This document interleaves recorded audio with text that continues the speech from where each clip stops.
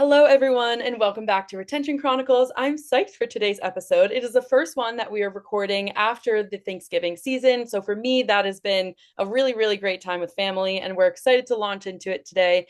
Today, I have with me Laurier Mandin. He's the president and principal consultant at Graphos Product, as well as the author of I Need That, Creating and Marketing Products People Are Compelled to Buy. So, our listeners already know this is going to be a great episode for them just based off of your introduction, but we're going to go into your background a little bit deeper and have you say hello to our audience, Laurier. So hello, and thank you for joining me today. Hi, Mariah, and thank you. I've been looking forward to this. You do a great podcast, and I think your audience is a really great fit, as we were discussing before we started recording, with what I talk about in the book and with the kind of work that I've spent the last 30 years doing. So, really looking forward to getting into some of the details. And would you like me to start off by giving a little bit more about my background and kind of what brought me here? Yeah, that'd be great. Let's dive in. I know 30 years, we're not going to have we're not going Yeah. to be shy. We're going to dive into all of it. So let's go and kick it off. Yeah. Yeah. And as you said, for that last 3 decades at Graphos Product, we specialized in helping innovators launch physical products mostly. And a lot of our clients are direct to consumer brands, like many of your listeners, and even some of those people that maybe clicked on a link by mistake, as you say. And for about 5 years ago, I started writing the book I Need That.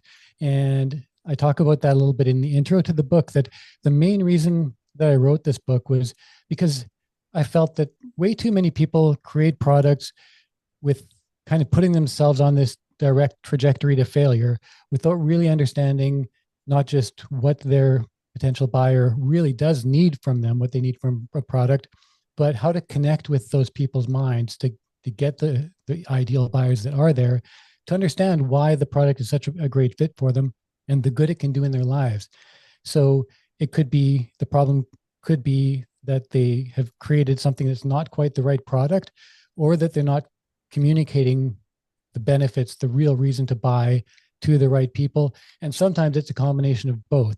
So my goal with the book was to get people starting off in that right place, to explore, to understand what it is they should be building, to validate that their idea is the right thing to build, and then get that messaging just right so that the people who should be buying it, that are going to benefit the most from it, know it, and you have that connection with them. And from there, they use it correctly, they become a big fan of the product and the brand, and they continue buying things from you, so you have that retention part.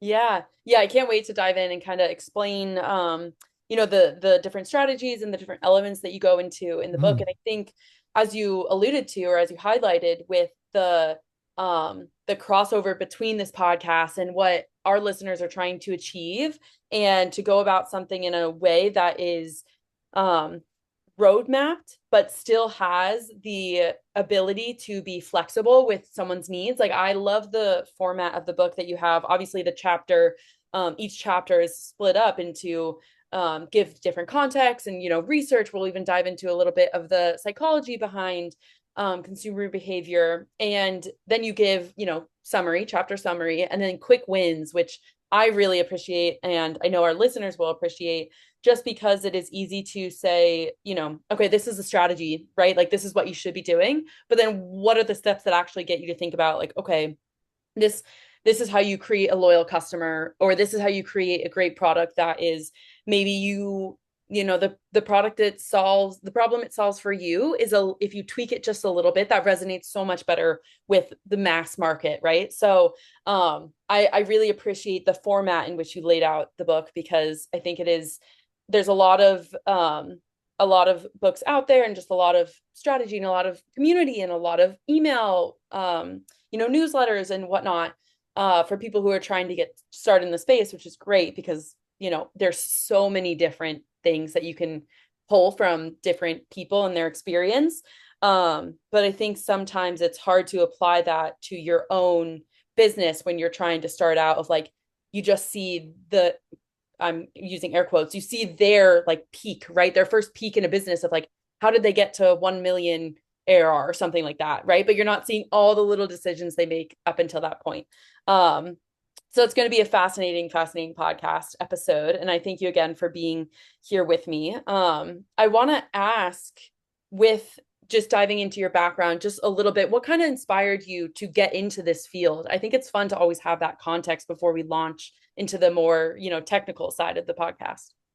That's a really good question too. And I went to journalism school back in the early 1990s because that's how old I am. And in college, I had a great time. I learned a ton. I came into being a responsible adult. But the biggest takeaway that I got was that I did not want to be a reporter. Mm. So when I graduated, I started a satire magazine with a couple of former classmates. And together we wrote the articles and we took the photos and designed the ads.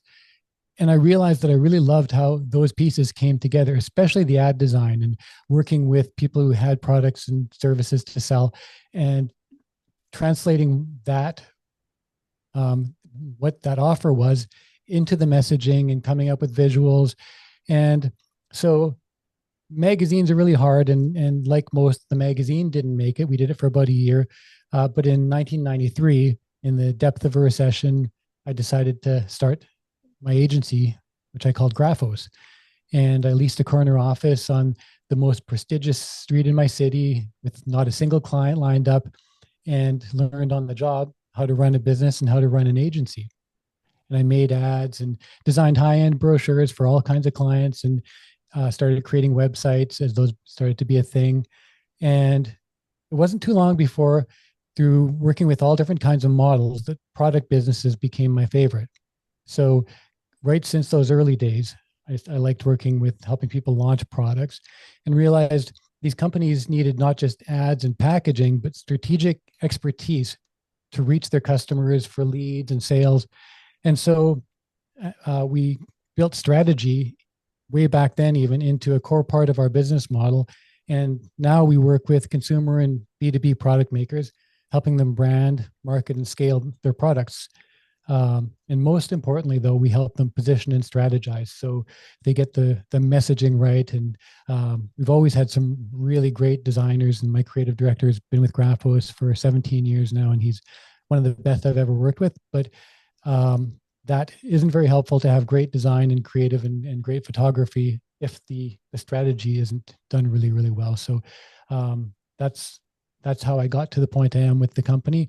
And writing I Need That was just kind of the culmination of it. As I said, recognizing that people, before they come to me, before they come to Graphos with a product, if they start off in the right position and they set themselves up with the right product, it puts us in so much better of a position than when they come to us and they say that we've got this thing we built, and we start to discover it could have been so much better had only they asked the right questions earlier on, had they done that validation and talking to their buyer, hearing the voice of their customer before building the darn thing, right? Yeah. Yeah. It's easy to get tunnel vision, when you're in that chair and you have to kind of have that blind optimism, right? As a founder of like, Yes. I believe in this product. So it's a tricky line, obviously, to validate and hear the outside market and criticism even, and then know how to pick that apart and apply it to your strategy without losing that, that core belief of if you're going to dedicate all your time and resources to starting this business, you have to make sure that you have that fundamental belief that you will, that you have a product that's valuable to the market. So thank you for going into that background. And for anyone who maybe is in the audience thinking about, okay, I could really use some help with different products or an idea that I want to flush out, what would you say is like the ideal customer for you all to work with? And then we'll dive into the strategy, just in case our audience is like, this is me, I need that now. If somebody's at that point now, yeah. The ideal point for a client to come to Graphos Product is when they're getting ready, they've got the product. I mean, they've done the product development work, and they're very close to being ready to go to market. Their runway is looking at 6 to 9 months before they actually take the product to market, and they need a roadmap to do so. They need to get their positioning right and fine tune their strategy. And that is, if the product is simple to kind of medium complexity, then they don't need a huge amount of time, and we don't need a lot of time to get things going and get the strategy ready. And actually, I prefer that we're a little more compressed than if we do the work way early on and they go on and continue product development and come back. And we end up kind of losing that momentum and having to do a bit of a start over and relearn what they're doing. So there's kind of that balance of, you don't want to be too rushed when you're taking the product to market and meeting with your strategists and starting to get that part going. So a little touch base earlier on is never a bad idea. If you're even in early phase of stages of product development and you have questions, I don't charge people for coming to me and asking me, what do you think of this idea? Do you think I need to tweak some things? What do you think would be a good timeline for taking the product to market? Because everyone is different. There's always, I would never tell somebody 6 to 9 months and that's it. Sometimes it might be good if we talk when you're just beginning the product development journey, especially if you don't have experience doing that kind of thing. And happy to answer people's questions at that point, and then touch base along the way as things are moving along. And if we know that you're coming up like that, and we have that early part of the relationship established, it kind of gets us excited too. And kind of be, I would never say don't come and talk to us really early, but also don't wait until you're 3 months to launch and you've done all the work, and all the mistakes that are made are very hard to reverse at that point. Yep. Okay. Perfect. Makes sense. Thank you. And then if people want to get in contact with you, what's the best way? We're getting this up at the front of the episode. Yeah, for sure. Go to graphosproduct.com and you can check out some of the things we've done and learn about our strategy, and find out we have an About You page. So that is for prospective clients to check out what kind of clients we like to work with, and read that and see if that sounds like the place that you're in right now, and or the place that you want to be at soon. And then just fill out the contact form. We have a pre-intake application, we call it. It just takes a minute longer than a regular contact form, but it really tells us a lot more about who you are, and it can really save you some time. And if we're not exactly a fit, I'll tell you so right up front. And if we need to do a little bit more work before we're a fit, I'll tell you that as well. So it's a little bit of a quick get to know you before we start doing stuff. Okay, wonderful. Great. Thank you. Okay, so now transitioning into the overarching strategy, we're going to talk about some of the topics that I know our audience is going to be really intrigued to learn about. And one of the core themes that I want to stress during this episode is how you talk about, obviously, first acquisition, super important for new product, new brand, getting people to that front door to, make a purchase. And then I want to talk about how do you get them to come back, right? Retention, key aspect of this podcast. So can you tell us a little bit more about when you're thinking about how a brand has their first time buyer, someone's bought with them one time, we'll call it. How can someone sitting in the seat of a founder or higher level operative think about appealing to their customers to get them to purchase again? And I want to look at this through kind of that neurobiological, psychological lens, just because that's such a core motif that is throughout your book. Of not only is this, I'll say best quotes in marketing of what you could do, but it's also backed by science and like how humans interact. And I think that's always something that people are always wanting to hear about. So tell us, how would you say, like, how can a brand take a first-time buyer or a one-time buyer and really use emotional connection to make sure that they come back and purchase and interact with the brand again? Sure. And I'm going to think about this not just from that one-time buyer introduction point of view, but also with this being the Retention Chronicles, about retention. So getting customers, the right fit customers, to buy with that goal, with the idea that they're going to become your customer long-term. So when we talk about customer retention, there's something really fascinating that happens in your brain that most companies completely miss. There's, as you'll see in the book, I've got an illustration and I talk about the triune brain model. So there's the brain can be broken out to three main components. The first one, the oldest one, is what's called the lizard brain. It's the middle central brain. And that part it doesn't really have anything to do with buying decisions. It's mostly just keeping you alive, keeping you breathing, keeping your heart beating, keeping you from suffocating in your pillow at night. So the lizard brain isn't really affected too much in buying decisions, but the other two parts really are. So on top of that really, really old lizard brain part, there's the limbic system, what I call the dog brain. And that's the emotional, deeply instinctive part of your brain that makes lightning fast decisions based on feelings and impulses. If you think about how a dog responds to things intensely, crazy, emotionally, in the moment, impulsive, that's your limbic system at work. And then on top of that, the big pink walnut thing that you think about when you think about your brain, that's the neocortex. And I call that the tank brain. It's incredibly powerful. It's painfully slow, though. It's 250 times slower than the limbic system. And in the buying process, it's mainly looking for reasons to say no to purchases. So it's scrutinizing, it's thinking of previous mistakes been made, it's thinking about credit card bills, it's looking for reasons not to make that purchase. It's where our loss aversion bias and our status quo bias live, is in our neocortex. And most companies focus their purchase and retention efforts on the neocortex, the tank brain, with feature lists and benefits and logical reasons to buy, and hopefully by that same logic buy again. But lasting loyalty also happens in the dog brain. It's about that emotional connection to what I call the coveted condition. And we'll talk about that more later if you like, but it's that long-term future state that the customer dreams about and daydreams about and fantasizes, and locks them into this idea of who they can be with the product, not just those features and benefits and bullet points that we tend to market on too often in the product world.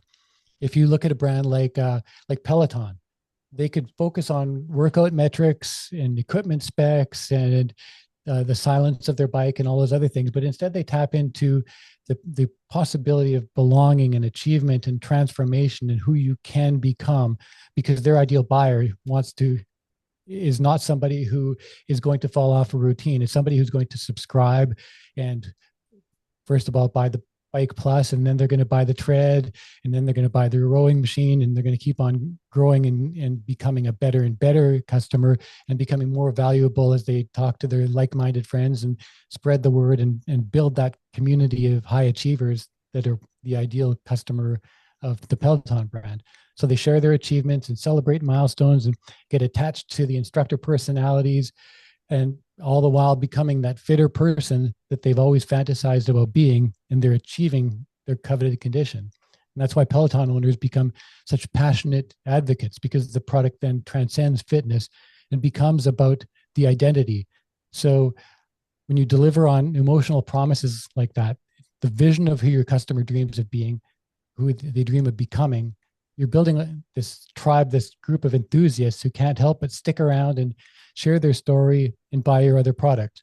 So what we're doing when we appeal to these different parts of the brain, especially the dog brain and the analytical tank brain, is attracting at the right time, giving the right kind of emotional messaging that's going to trigger that buying response in those right fit people, by showing the coveted condition where your right fit people are aiming to get to be by using your products, and making a clear path for them to get there.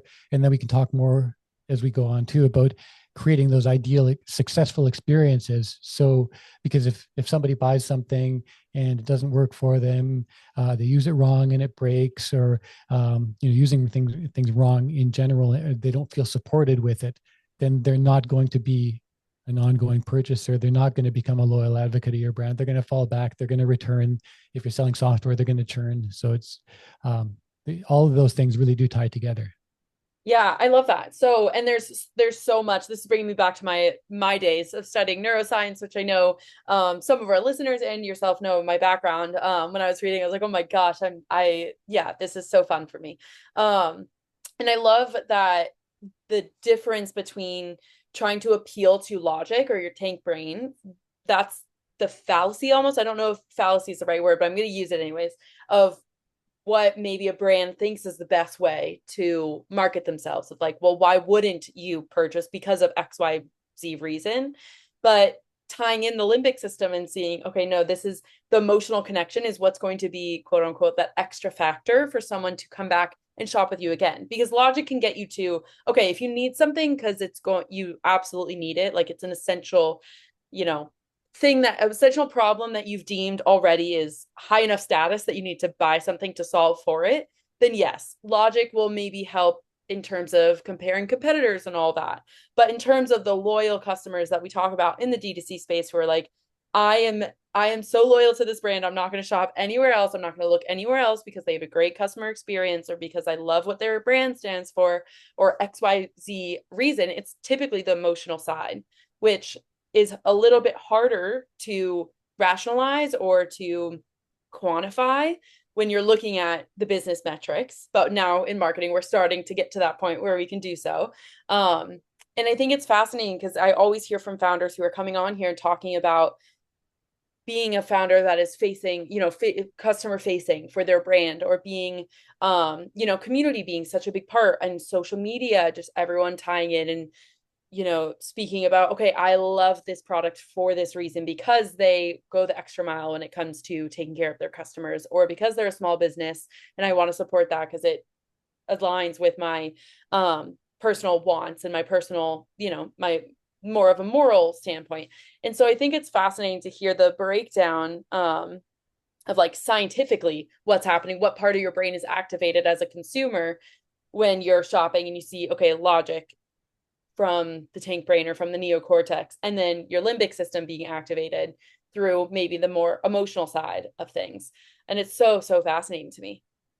That's a really great point. You talk about kind of the reasons people buy. And when I think of a brand like Lush soaps, nobody goes into a Lush soap store and buys and buys and buys again just because they like what the company stands for and what it does. If the shops didn't smell great and if they didn't have a range of products that fit into your lifestyle and help you in all these different ways, you just wouldn't go there and buy their stuff. It's great that they've got this transcendent reason to buy from them, but one reason alone is never enough. And founders often, as you're saying, have these biases, have a lot of biases. They can't understand why anybody would, you'd be crazy not to buy their product.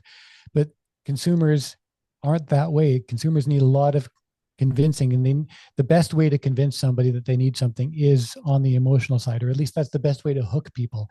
If you want to get more of their attention and get them to explore. So even with a long considered purchase, if you don't hook people emotionally, you'll never get them to do the research and to consider the purchase and go through your long B2B funnel in order to buy your product.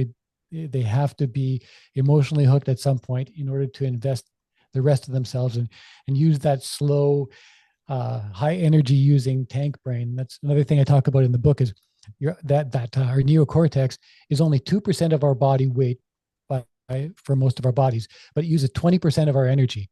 So it's very energy intensive, and we're wired to think about these things, to just know that that's one of the reasons why we're kind of lazy thinkers as humans, is as a resource, our hard-won energy stores can be depleted if we spend too much of our time thinking about unnecessary stuff. So that part of our brain is kind of lazy, and we'd rather do what comes naturally and easily. And if you've ever been in a boring class with a boring professor, what's the first thing your brain starts to do? It does what it does very easily. It daydreams. And we spend about almost exactly 50% of our days. A recent study showed, it was a really large scale study that found we spent almost exactly 50%, I think it's 48 or 49% of our time in a daydreaming state where we're fantasizing, where we're imagining ourselves doing other things. We're living in our coveted conditions.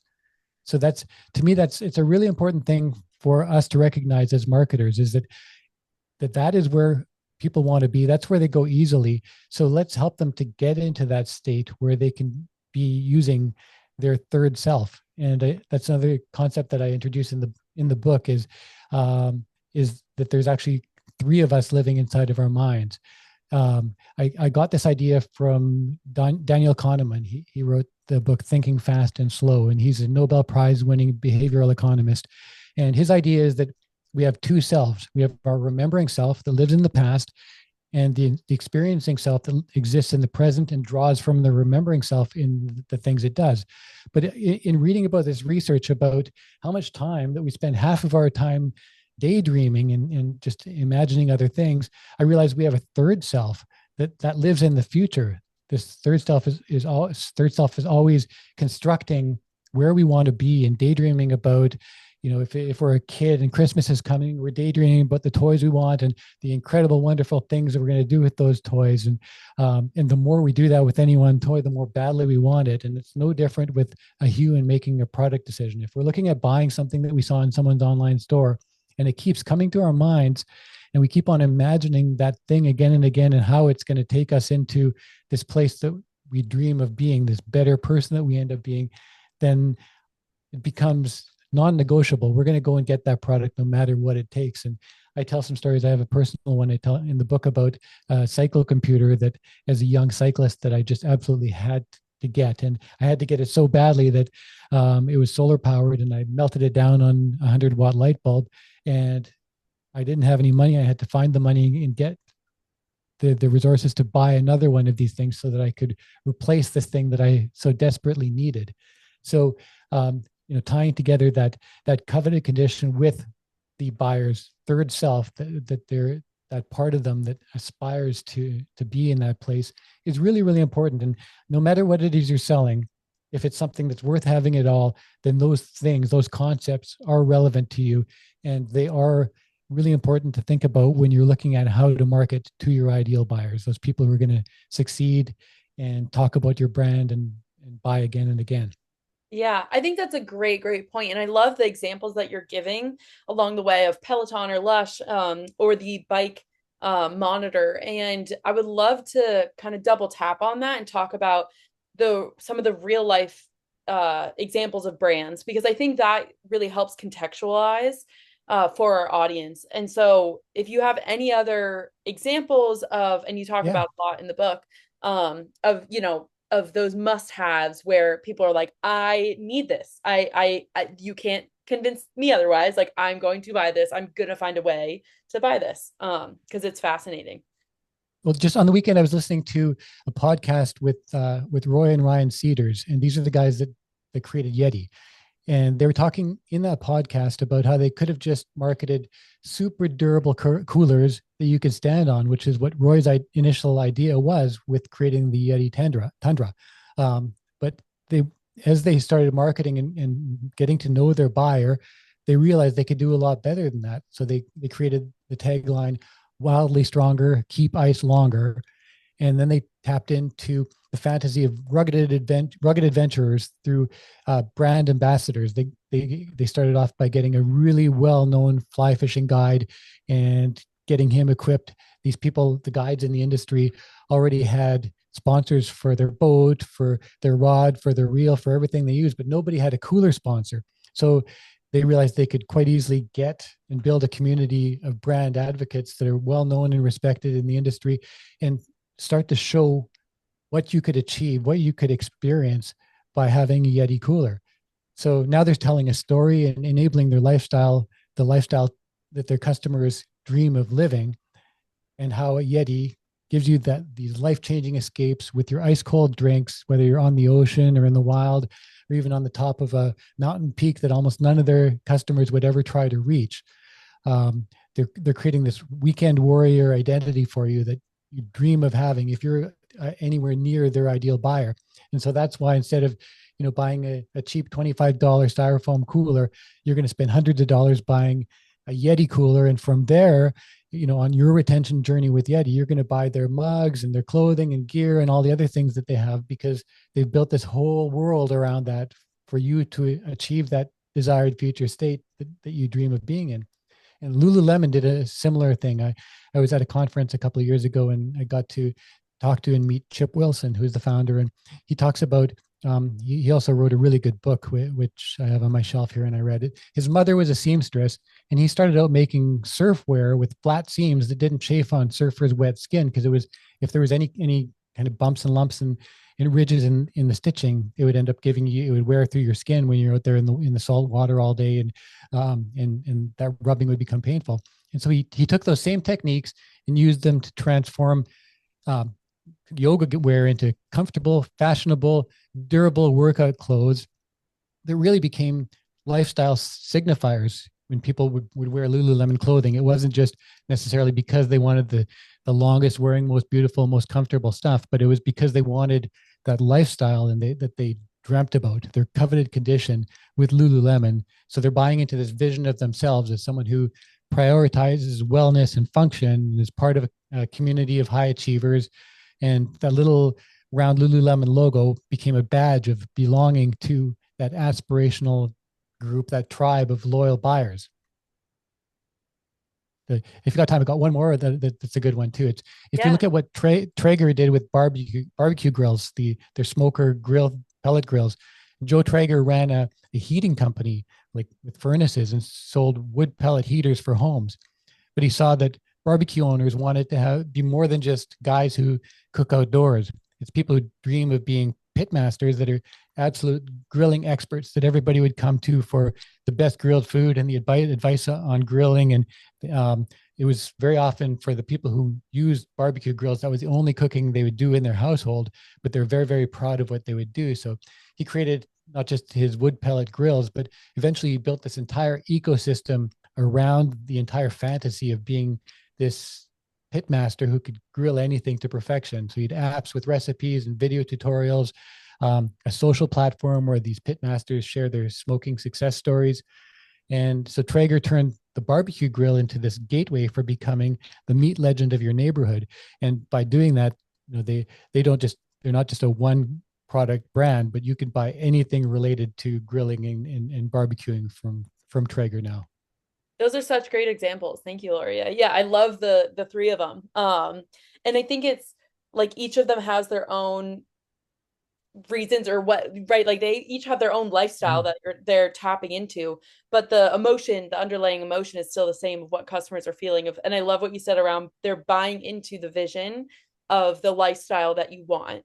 And so it's like the external signifier when you have that brand logo on your cooler or on your leggings or on your grill, that you're seeing, like, oh, I'm like I'm so knowledgeable in this space that I know what is the best product or what is the best brand to be shopping with.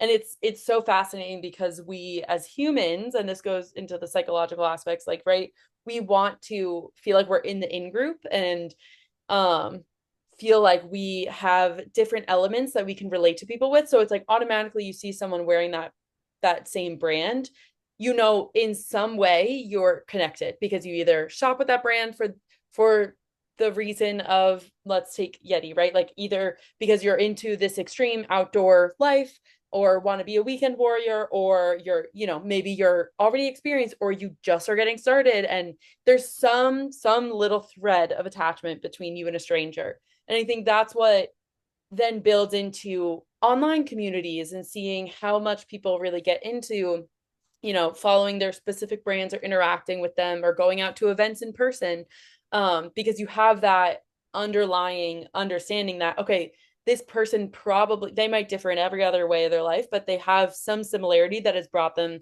to this brand to shop with, to this event, whatever else X is related to that experience. And I think that's what's so fascinating is like that external signifier of like, hey, I know at least enough about this to say that this is something that I want to wear and be proud of and represent. So it's so cool to think about. Really well put. And because everybody has a place that they want to be in the future. Very few of us think, no, I'm good where I'm at right now. This is the ultimate me, and I don't want to dream any bigger than this. We've all got that coveted condition of where we want to be. And with these brands, all the brands I meant, all three of those brands I talked about are all premium brands too. They're something, people never paid that much for a cooler ever before. And most people never paid that much for any kind of barbecue before, or yoga clothing. It's like, this was like $30. I wouldn't pay more than that. And now you're paying hundreds. And it's because there is more that you value than the functional purpose of those products, right? You could grill something. Everybody is set up so they can cook meat at home, probably, if they eat meat. But we can all convince ourselves and discover that there are better ways. There's a higher level of whatever it is your buyer wants to do. And if you can provide that access to that higher level in a way that other products can't, and even if you could do a better job of providing access to the dream, so connecting those dots and saying, if you want to get to this higher level of fitness, then this new system is the way that you're going to get there, and look at these people doing that, and start to build a community of people who are actually succeeding with it, so you get that social proof. Yeah, yeah, for sure. So I want to pivot a little bit because obviously we're talking about how do you create that emotional connection with your buyers and how do you make sure that your marketing reflects that. But a big part of obviously the customer experience and the buying experience and the psychological aspects behind the consumer experience is buyer's remorse. And I want to talk about it because I think that there's little ways, and I see this on the Malomo side of things, of something Mm. like something that boosts confidence after purchasing with someone is seeing a customer experience that is really well intentioned, really well thought out, has resources that are already sent to your inbox about how to use the product or how to, when it's going to be at your door. And so I want to get your perspective on this of how do you try and practically reduce the potential buyer's remorse for these customers. Yeah, and we talked about the tank brain or analytic rational side of our mind, and that's where buyer's remorse lives. The tank brain fires up right after we make a purchase and starts second guessing the dog brain's impulsive decision, because dog brain usually has a track record of making bad impulsive choices. And so as we're lying in bed at night, very often the tank brain gets going and we start thinking about the day's decisions, including the purchase we made from your web store today, and wondering if that was really a good decision. And buyer's remorse is one of those things I see in the analytics, that people make a purchase and you think, well, they bought something, they came back. Why are they coming back and going all over the website the day after, or the night that after they made this purchase? It's because they're looking for reasons to either pacify, mollify the tank brain with that buyer's remorse that's cooking up, or to find that fatal flaw where the tank brain says, aha, you goofed, because this product, these guys are not legit. Look at these terrible reviews. It's not going to fit your life. So in order to combat buyer's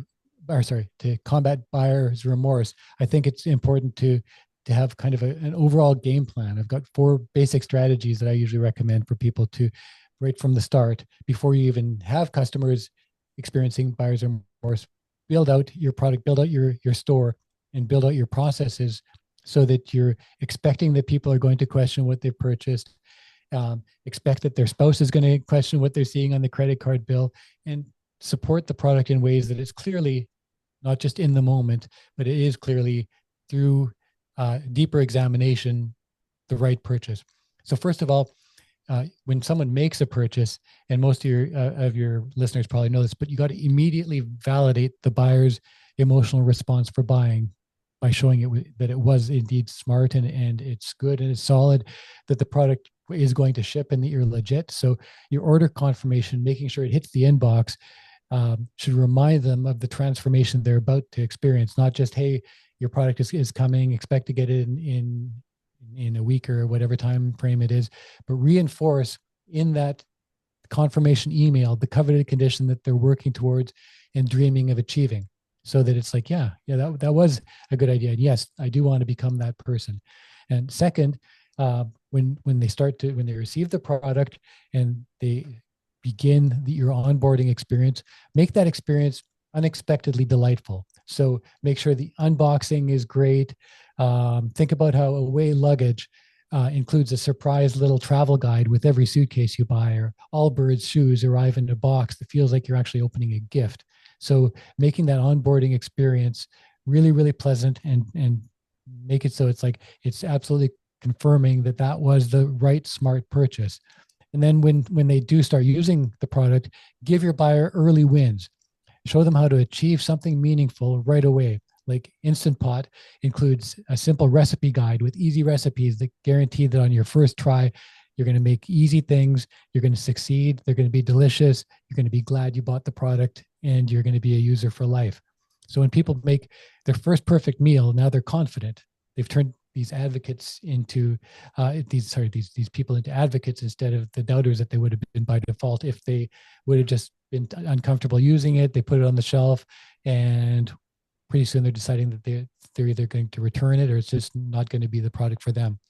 And the fourth step is to build community. So when customers see other people succeeding, like whether it's Peloton, people raving to their friends on social media about how fit they're becoming and how much they love what they're doing, and now they're doing this cool new thing, it validates their purchase decision. So when we talked about Yeti, that's why they feature customer photos and stories so prominently. Or if I go to Hello Cube or a brand like that, it's got all the TikToks of people that are using their product. I can see that they're enjoying the lifestyle that they've got, and Pillow Cube's case, they're sleeping better, um, and achieving the lifestyle that new customers who are thinking of buying aspire to, and that other people in the community are already enjoying. And then the customers who value these things will have a much greater chance of staying customers, getting past those moments when buyer's remorse is at its most powerful, and leveraging that into loyalty instead of the remorse that they once experienced or would have experienced. Yeah, I love that. That's super practical. I honestly don't even know. It's super easy for our listeners to roll out. So I almost have no comments, which is rare on this podcast. So great job with that, Laurier.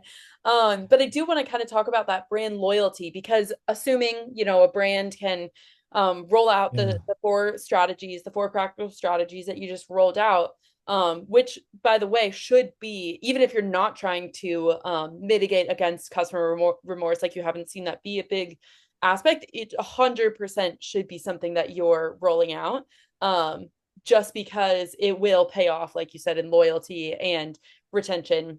But I want to talk about, how can you turn those, that like customer fantasy or aspirations, into stronger loyalty, because like you just said, there are those practical strategies that will help mitigate against kind of the first time buyers experience with buyer's remorse, but really turning all of your customers into really loyal advocates, or engaging with your community, is something that it can be specific to every brand, and is fascinating to hear about. How are there brands out there doing it, that are in ways that our listeners could roll out in their next you know quarter or year or something like that. And a really important part about loyalty is starting off with the right audience.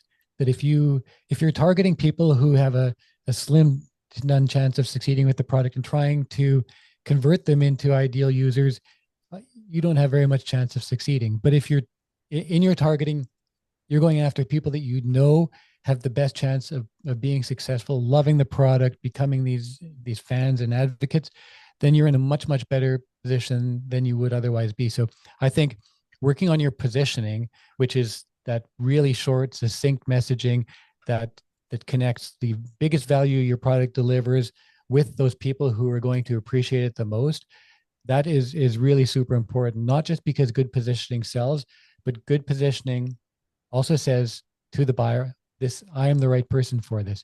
So it's really worth the time to nail down your positioning in such a way that people know it's either going to be right for them, or maybe they're going to continue shopping. Because the worst thing isn't not selling your product, it's selling your product to the wrong people and then having returns and bad reviews. And if you're selling to the wrong people out there, it doesn't matter how good the product is, they're not going to value it. They're going to think this was way too much money and it's not doing exactly what I had hoped for. And they're going to either return the thing or write a bad review about it. And it's just almost impossible to succeed. So getting that targeting and positioning just right is super important. And then, those four steps that we talked about, from your confirmation email through your onboarding, through your user experiences, and making sure they're successful, and then all the work that you do from there on in with your email list as you're guiding people to contribute, the communities you create, whether it's a Facebook group or a community that people access through your app, building those things with those ideal buyers at heart is the most important thing in my mind, is because now, and it's way more fulfilling for the innovator, the product maker, the brand owners, to be selling to the right people and to be hearing all these great things all the time than I've worked with companies that don't have their product market fit figured out yet, and that is the opposite. It's super frustrating because all you're trying to do is figure out why people aren't loving this thing as much as others did. And probably the others that did were your ideal buyers. The ones that aren't, getting it, that aren't figuring out how to use it properly, that you know, no matter how many times they come to your customer support and you walk them through it, they're still not getting it, then those people were probably not ideal buyers in the first place. The problem might be the simplicity of your product. It's a bit hard to learn, or it might be that your instructions are complicated, but it also could be so simple that you're just selling to the wrong people. Yeah, yeah, I love that. And it's one of those things where it almost sounds incorrect when you say like don't just try and sell to everyone, right? Like when someone hears that, or even for this podcast, right? Where it's like this podcast is not meant for everyone. And that is intentional because you want it to be a higher value podcast or product for people who are in that market, rather than being able to have rather than being a podcast for everyone. So it kind of is one of those things when you're talking about brand loyalty, the point that you made of you don't want to just sell to people who aren't your ideal customer, because it will, it'll manifest in returns and unhappy reviews and experiences that will damage potentially, or dissuade ideal customers from purchasing with you if they see, bad experiences. And so I think it's a great call out that you want to be first step of making sure that you are targeting and talking to the right consumer. And I don't think we've heard that here on this podcast before. So it's a great point. Yeah, well, audience, and I think, you know, if I were to give a copy of I Need That to my Aunt Martha, if I had an Aunt Martha, she'd probably think it's the most boring, most terrible book she's ever read, because she hasn't made or sold a product in her life. And the concepts in it would, you know, she might be proud of me for writing this book, but she's not going to love reading it. But I think on the other hand, if one of our listeners here is reading the book, and the kind of comments that I've had and feedback, you know, I've been very happy. The people that have told me how useful it's been, and it's because they're appreciating that we've got these 114 quick wins in, you know, at the end of every chapter. There's a series of these things that are designed with them in mind. So, you know, I really hope people enjoy it. And part of the reason why I find the people who I've heard are liking the book, that they are, is because I really gave a lot of thought to who they would be when I was writing it, and what they would have to get from it. If I didn't have those quick wins at the end of every chapter, I think it would be like so many other books that we read, that you just read it, you put it on your shelf, and if you're lucky, you might remember a few takeaways from it down the road. But I really recommend to people, and even if you've listened to the audiobook version, which I know you have as well, I have a downloadable file that's printable with all of the quick wins, so that people can go back to them and work through them sequentially. You don't have to do them all, but I'll bet you that if you read the book or listen to the audiobook and use the resources in there, that you will advance in your journey, and you're going to learn things and achieve things that will make you better at creating and marketing products that people really are compelled to buy, as the subtitle says. Yes, yeah, I love it. I obviously we couldn't even dare to dive into everything that you talk about in the book. So I hope our listeners will go and either listen or read your book, because it truly is, as someone who sits in this seat and has for 3 years of interacting with people who started brands or are trying to, it takes a lot. And to be able to have a book that is practical, like you said, or the printable file, even like working, it's like a workshop, right? And you have to know as yourself, like, I'm going to dedicate time to actually do this and not just read over and be like, that's a great idea, but then put it on the shelf and don't do it. You have to dedicate the practical time to the exercise. But as I was reading through them, I was like, I fully see how this has helped and can help and is helping many founders out there. So I appreciate you taking the time today to tell us, even just to scratch the surface about what you talk about in the book, and spend some time with us here today. So thank you, Laurier. It's been great to have you. It's been my pleasure. And if I have one little action for people to do, is go to lmandin.com and sign up for my free daily email newsletter.